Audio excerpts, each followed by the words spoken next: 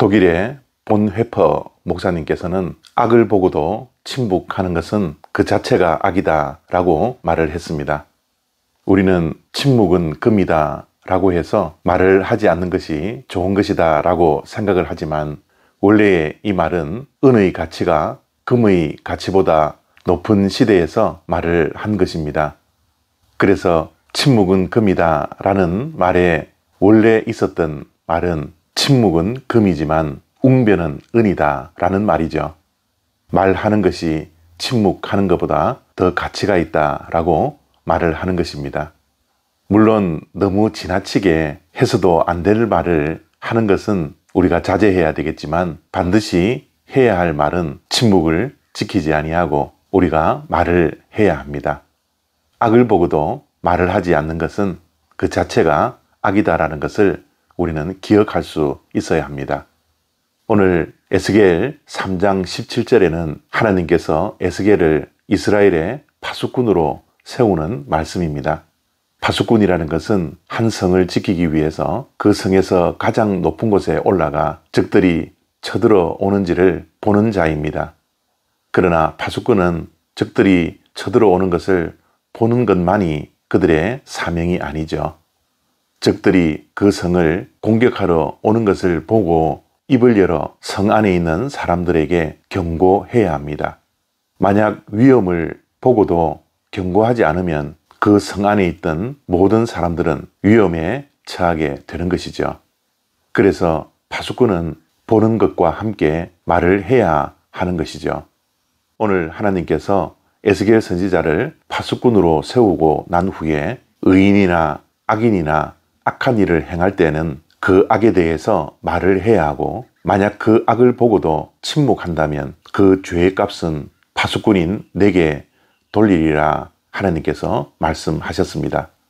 분명히 하나님께서도 파수꾼의 사명은 보는 것만이 아니라 악을 행하는 자들에게 침묵하지 말고 말을 하라 라고 말씀하시는 것입니다.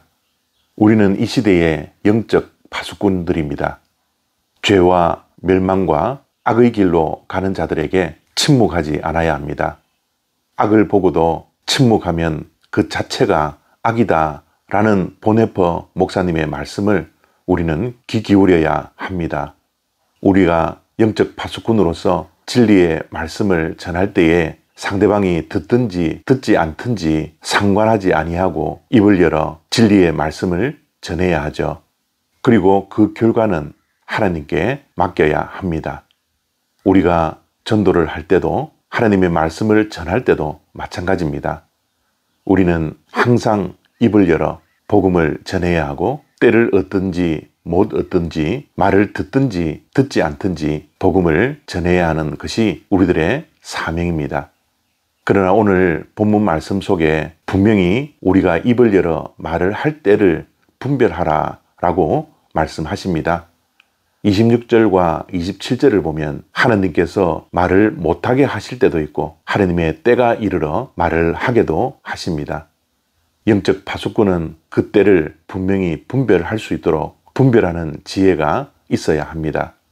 말을 해야 한다고 해서 함부로 말을 하거나 절제하지 못한 채 입을 열거나 자기 방식대로, 자기 뜻대로, 자기 마음대로 말을 해서는 안 됩니다.